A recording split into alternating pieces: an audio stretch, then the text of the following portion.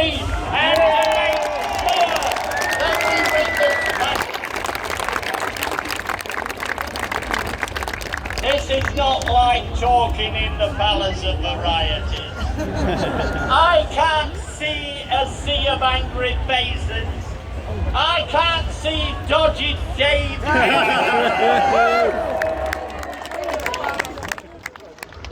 What we're witnessing here today is a meeting of the thousands of people, many from the north, but from all the corners of the Britain, that know that today is important in this battle against the Parliamentary Labour Party. This is the first shot. I've been a member of Parliament for 46 years. Never have I ever been to a Parliamentary Party meeting in which the PLP have took a vote of no confidence in their leader. Not even Blair when he was knocking on with Bush. Never. And so it's a critical time. And as I watch you walking, I know that you felt it was critical as well. Fortunately, I've had 40,000 photos with people here that should be enough to get Jeremy home and dry. Woo! But if he needs any more, there are literally another 150,000 out there in Britain waiting to back him. Politics is changing. You know it is. We're fighting against austerity. Every bit is shot. You've heard from Tim Roach today about the steel workers. Why have they closed these factories down? Because China is coming here with Osborne's help to dump the steel and throw people out of work. And you all know it, don't you? You know it. You know you're being told a pack of lies by Dodgy Dave and all the rest of them. And that's why you're here today. The forecast was rain, but at the moment I got on the platform, the sun.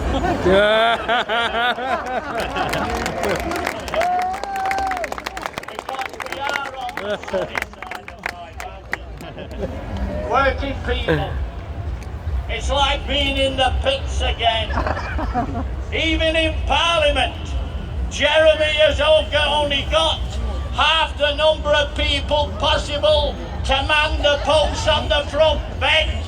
You've heard Richard Bergen, he's got 2 jobs. Dave Anderson is covering Scotland and Northern Ireland. And he's making a job of it, I'll tell you. Yeah. Every time he opens his mouth, you can tell he's speaking for people like you. That's what they're there for. And every single one of them, Ian Lavery, he's trotting all over the place. Here, there and everywhere. He even finds time to test out my questions. I ask him first, do you think it'll work?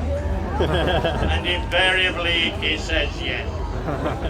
Yes, there are people here that you've heard from. Davy Hopper, that's part of Jeremy's team. We've got one more than 80 years old that's doing Welsh affairs and leader of the House. I saw Billy Etherington today in the County Hotel. I wish Billy was here. Billy could do 3. Yes, it's been a critical time. But I'll tell you, Jeremy has measured up to the task. And woe betide anybody telling me that when you see a crowd like this, that it's impossible for him to win an election. We've had 3 by-elections already under Jeremy, 3 in a row where the majority's gone up since Miliband left. And in the last one in Tuesday, where we've been down to as low as a 1,000 majority, we've just got a junior hospital doctor elected for Labour with a 5,500 majority in a marginal seat. Don't tell me that Jeremy can't deliver. They talked about his actions on the EU. I checked the result for Islington. It was 70-30 to stay in. I think he'd been doing a lot of bloody work, don't you? He got twice as many votes as Alan Johnson in Hull. Hey!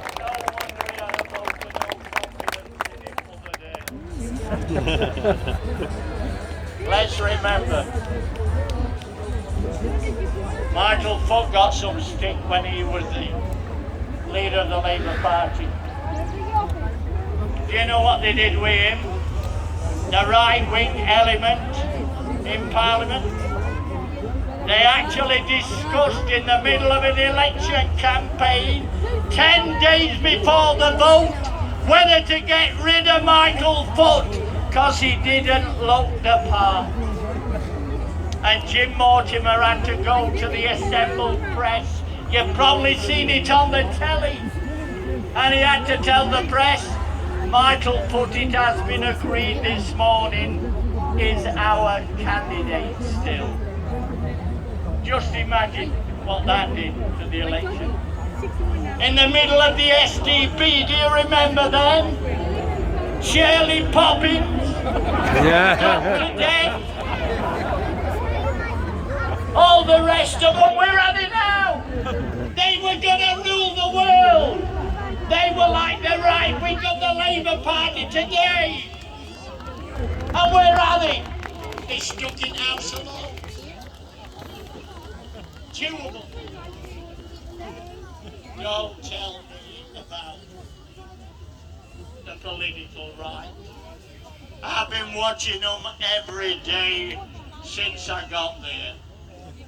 I watch them on your behalf because it's important to be able to tell you that they're acting like the UDM, a party within a party. Never been done before. What they did the other week when they decided to have the vote of no confidence in Jeremy.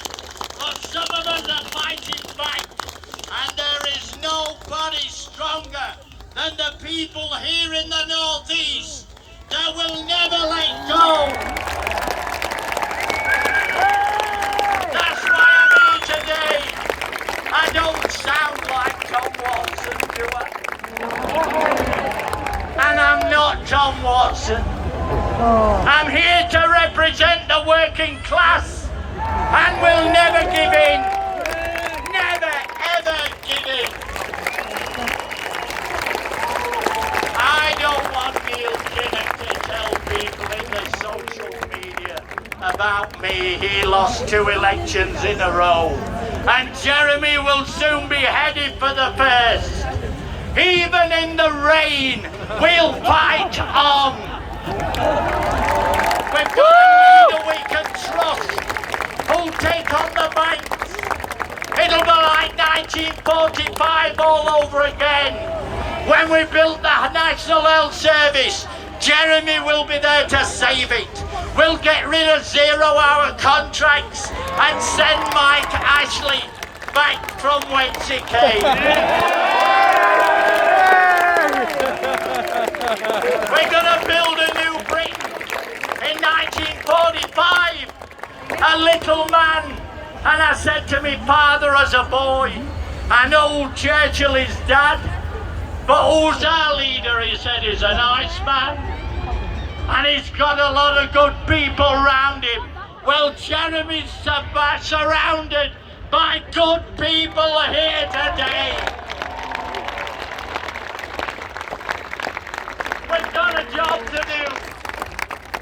should be laying out the Labour policies. The policies that you've heard on this platform today.